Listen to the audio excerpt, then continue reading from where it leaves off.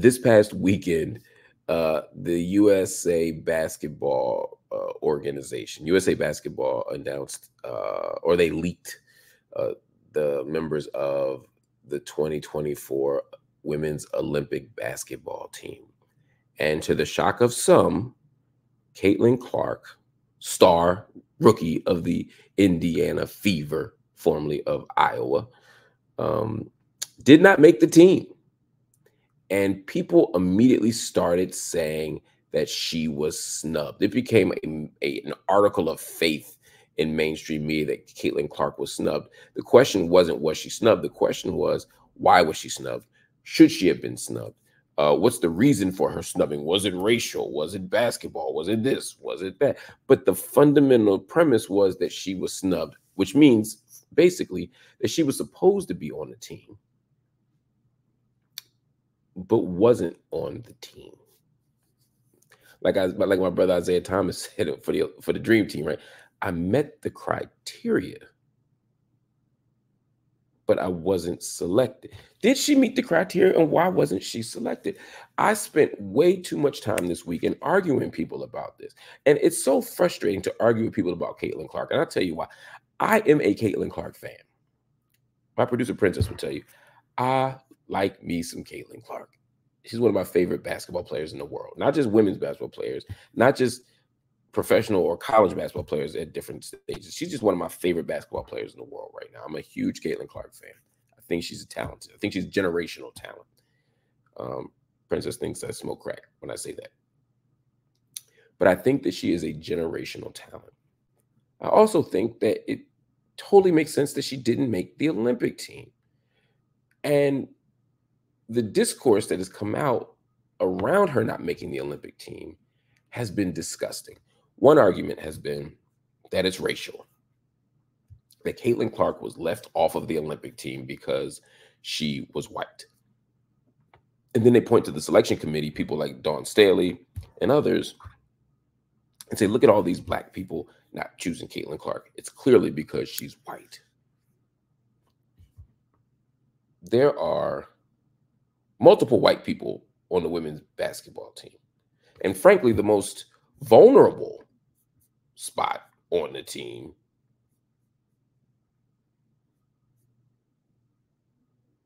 is probably Diana Taurasi. She's 42 years old. She's already got 5 of them. So you could argue that if they're skewing older, they chose Caitlin over Taurasi, who's also white. You know, Brianna Stewart, white. Sabrina Ionescu, not only white, but a guard at her position, in other words. So there's plenty of room for white people on that team, just not Caitlin Clark. I wonder why. Well, some people say, again, it's racial. Other people say it's jealousy, that the world is so jealous of Caitlin Clark that they're keeping her off the team because of spite.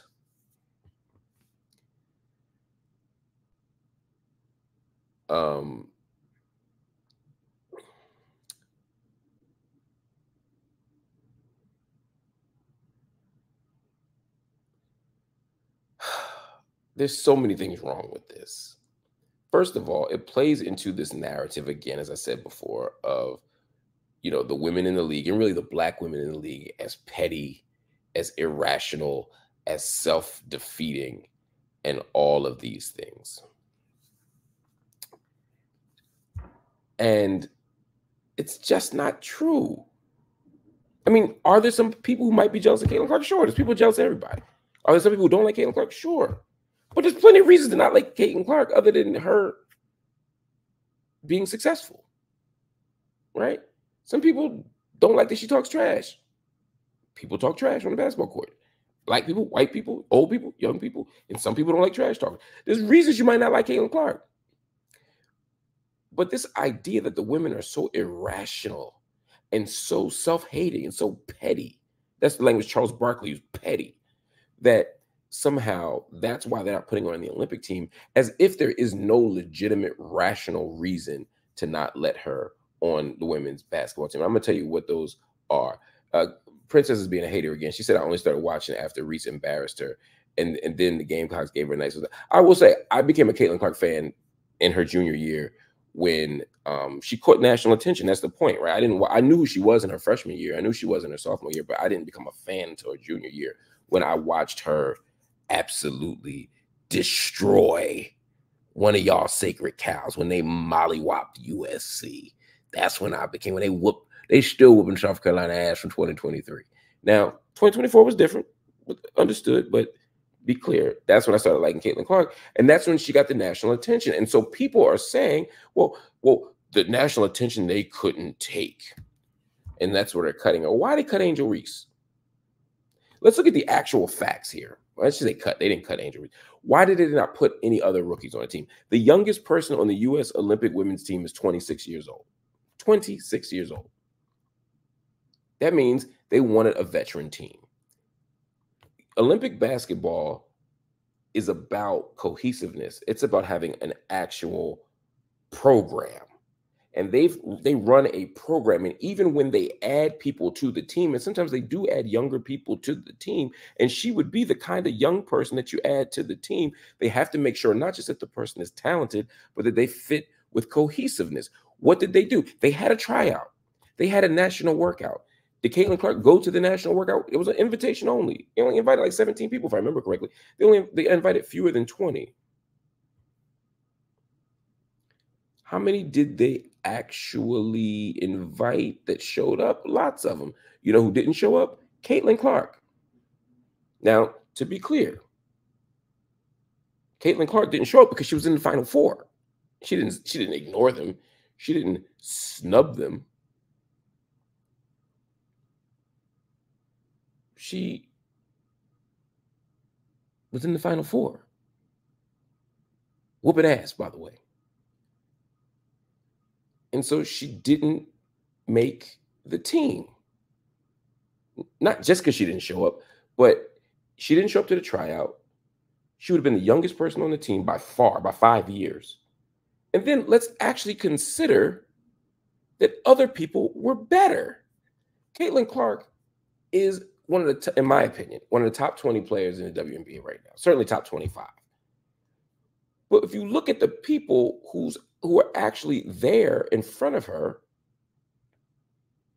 there's a precedent. Again, most of them have played USA basketball before. In fact, all of them have played USA basketball before. So they have cohesiveness. Some of them played in the games 2 years ago. Some played 4 years ago. There's a cohesiveness and there's a system. You could say Diana Taurasi shouldn't play. I would argue this is her last hurrah. She's 42. She's the most decorated player in women's basketball. I mean, she's got what, 2 MVPs, multiple championships, national championships. When she goes to Europe, she wins championship over there. Scoring title before, 10 All-Star games. She got the whole resume. And this would be her record 6th appearance, if I remember correctly. That's kind of a great narrative, but she's also a leader. You need leadership. You need leadership. Kelsey Plum, that's another white person made it. It's so stupid to say that cutting Caitlin Clark is because of race when most of the guards on the team are damn white. But anyway, is she better than Jewel Lloyd right now? No. You know, is she better than Chelsea Gray? No. Chelsea Gray's injured. She likely will get an alternate spot. But anyway, the point is, there's plenty of reason to not want Caitlin Clark other than this idea that people are jealous. The other piece of this is a marketing opportunity. This is a chance to grow the game of basketball, and these women are squandering their opportunity to grow the game of basketball. And that's what Stephen A. Smith was saying today. That's what who else was Shannon Sharp saying that too? Yeah, there was a whole argument that this is women squandering the opportunity. Again, this is the kind of mansplaining thing that's really fascinating to me. First of all, USA basketball is different than the WNBA. Just like USA basketball is different than the NBA. They intersect and they overlap, but USA's basketball's job is not to grow the WNBA. USA basketball's job is to win international basketball contests. And the question is, does Caitlin Clark help you win? Sure, you know, if she's the 12th person on the bench or the 10th, whatever, like, does she help you win? Sure, she helps you win. But the problem is, do you want Caitlin Clark as a 10th person on your bench? Because then all the white people and all the angry MAGA people and all the black people who hate white people, or I'm sorry, all the black people who hate black people are going to be like, why Caitlin Clark ain't getting 34 minutes? Why Caitlin Clark ain't getting more time? Why can't so you can't win just by putting her on a team. Now you got to play her all the time over people who actually have experience in the system. By the way, USA international basketball is a physical game. International basketball is very different than NBA basketball or WNBA basketball. I'm saying that to say experience matters, not committing turnovers matters, and defense matters. As big a Caitlin Clark a fan as I am, those ain't her ministry right now. She leads the league in turnovers. So again, there's basketball reasons not to put her on the team. She'll have plenty of time to make she'll probably make 4 Olympic teams if she stays healthy. But she ain't got to be on this one. And this idea that it's a bad business decision presumes that the fate of the WNBA and the fate of women's basketball is exclusively on the back of Caitlin Clark, which is a false narrative. The WNBA has been growing for years. The WNBA was growing during the pandemic. In fact, the pandemic probably did more of a spike than anything else. The WNBA has expanded the product. The WNBA has had higher numbers year after year after year. The WNBA on ESPN, its ratings right now are kicking butt. Not just now, like this year, but last year and the year before. It's growing. It's a growing product. Has Caitlin Clark been a huge part of that? Of course. I absolutely watch. I'll tell you that I probably watch. It's the summertime, so I watch a lot of basketball during the year. Normally, I probably watch 10 WNBA games a year. I've already seen 15 WNBA games, and the season is still young. So I certainly watch more WNBA basketball now than I did before. Part of that is I ain't got no other jobs. I mean, I'm broken, homeless. But but part of it is I'm more fascinated. But it's not just Caitlin Clark. I also watch Angel Reese play. You know, when Juju makes it to the league, I'm gonna be watching even more games. I think she's a phenomenal talent, right? So there's a whole crop of people who have made this game better. There's a whole crop of people who have created a storyline that's compelling. The league hasn't gotten more talented. The league has always been talented. It's getting deeper, but the storylines are more interesting now because Angel Reese and Caitlin Clark is an interesting storyline. For me, it's like Larry Bird and Michael and Magic Johnson, right? In 79, 80. It's a compelling story and it's there. But let's not pretend that somehow the league is going to fall if Caitlin Clark ain't in every picture frame, if Caitlin Clark ain't on every news story, if Caitlin Clark ain't on every national broadcast. If anything, the league is more vulnerable if everything hinges on one person. Caitlin Clark would be great in the Olympics. I'm sorry, hold on. Henning says she would tank in the Olympics, and that would be at the end of the day would harm the WNBA. Caitlin would be exposed, and many delusional fans would jump shit, and players have.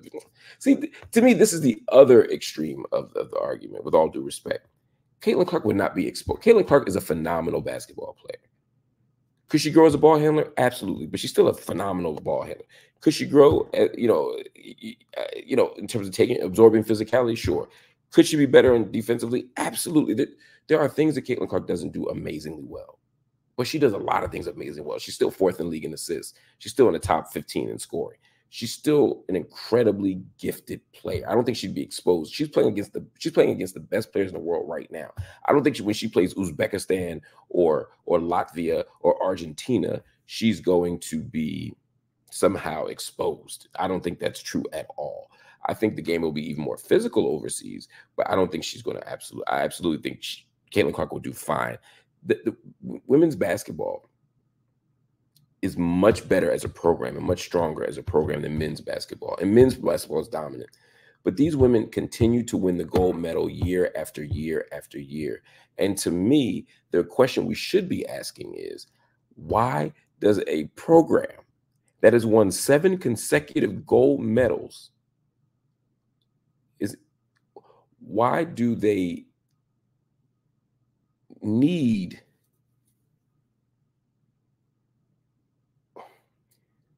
a Caitlin Clark? Why do they think they need this one superstar to be getting international attention?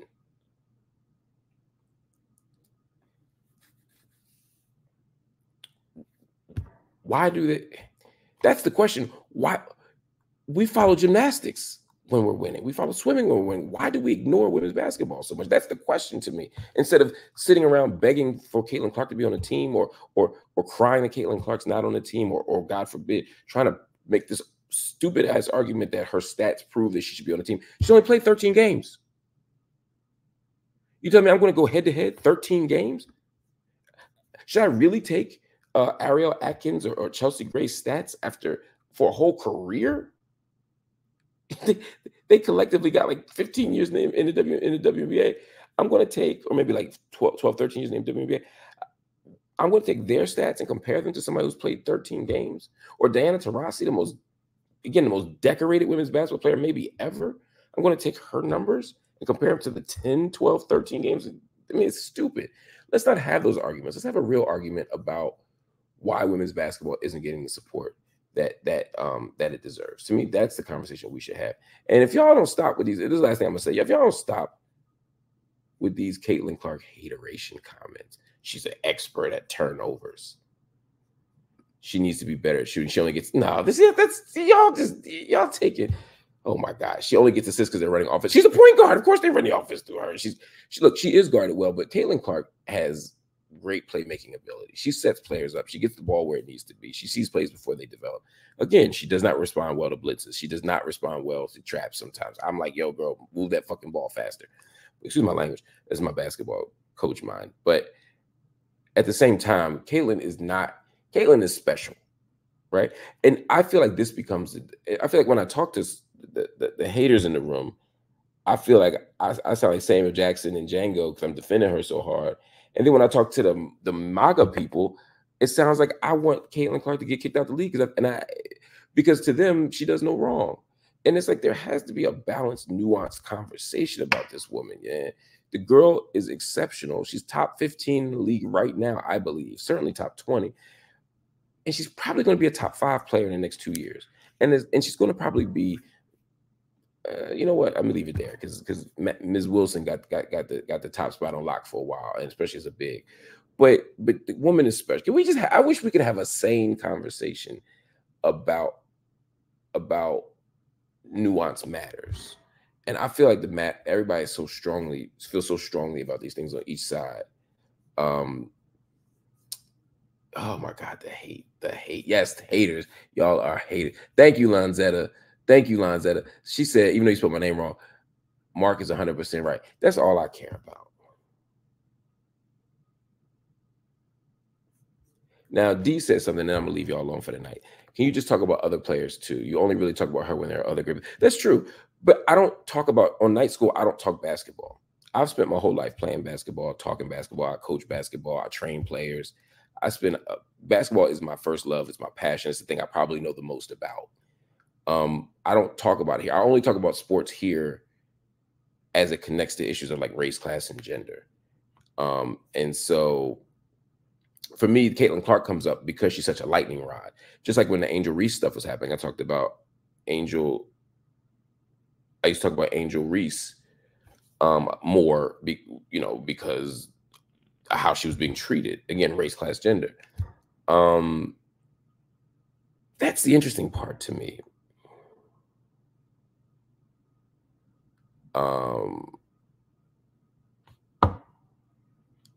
There's an interesting moment happening here that I don't want us to lose sight of. As much as the WNBA is now being invaded by a lot of um,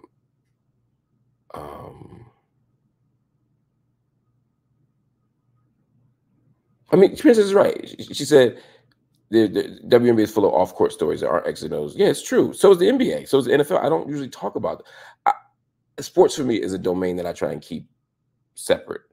I think I'm just particularly fascinated by the Caitlin Clark story.